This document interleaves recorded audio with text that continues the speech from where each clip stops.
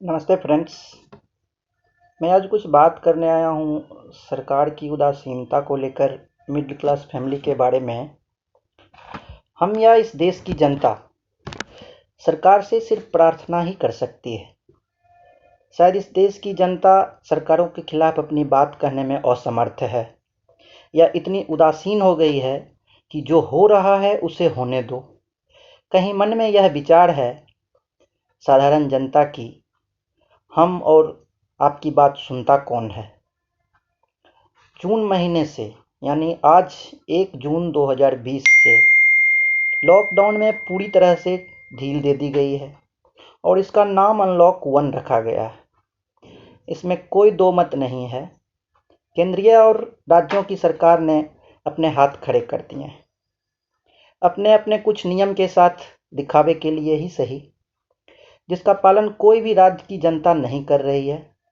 Social distancing और भी सारे नियम केवल कागजी दिखावों के लिए ही रह गए हैं, क्योंकि लोगों के लिए उसका पालन करना असंभव नहीं कह सकते हैं, लेकिन मुश्किल भी नहीं है।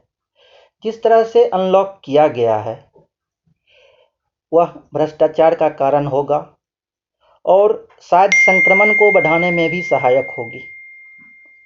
शायद सरकारों के पास कोई रास्ता नहीं होगा, इसलिए उन्होंने कहा जनता को अपनी हिफाजत खुद करनी होगी, जो कि अनलॉक के इस दौर में बहुत ही मुश्किल है। मेरी सरकार से यही प्रार्थना है कि मध्य वर्गीय समाज के लिए इस कोरोना वायरस के इलाज के लिए आपने क्या व्यवस्था की है। हम सभी मीडिया में देख रहे हैं कि प्राइवेट हॉस्पिटल्स किस तरह से चार्जेज पे चार्जेज मिडिल क्लास फैमिली वर्ग पे चार्ज करके लूट रहे हैं। लोग अपने धन संपत्ति को बेचकर इस इलाज के लिए धन जुटाने को मजबूर हैं। सरकारों को सबसे पहले सभी हॉस्पिटल के लिए गाइडलाइंस जारी करनी चाहिए कि कोरोना से संक्रमित रोगी के चार्जेज का एक खाका तैयार हो और उसमें हर चीज़ के चार्ज का ईमानदारी और संजीदगी से उल्लेख हो। संक्रमण तो लग रहा है कि एक बार बढ़ना ही है। केंद्र और राज्य सरकारों को मिलकर इस बीमारी के इलाज के लिए डिवोटेड हॉस्पिटल्स की तुरंत एवं अतिशीघ्र बड़े स्तर पर व्यवस्था करने की ज़रूरत है। मध्य वर्ग ऐसे ही लॉकडाउन में बुरी तरह फंसा हुआ है। सरकारों की तरफ से कोई भी सहायता उपलब्ध है नहीं। उसे काम भी करना है, सरकार को टैक्स भी देना है और खुद की भी हिफाजत करनी है, फैमिली को भी देखना है, समाज को भी देखना है।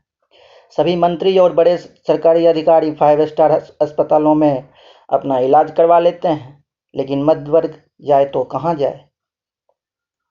फिर मेरी केंद्र और राज्य सरकारों से प्रार्थना है, विनम्र निवेदन है कि उपरोक्त बातों पर अविलंब ध्यान दें और निजी अस्पतालों पर अपनी मनमानी करने की रोक लगाएं और अपने खर्चों को पारदर्शिता से दिखाएं। सभी सरकारों को अविलंब निजी और सरकारी दोनों क्षेत्र में कोरोना के इलाज के लिए डिवोटेड अस्पतालों की संख्या बड़े रूप में बढ़ाया जाए। यह एक विचार है, अगर उचित समझें तो आगे बढ़ाएं। धन्यवाद।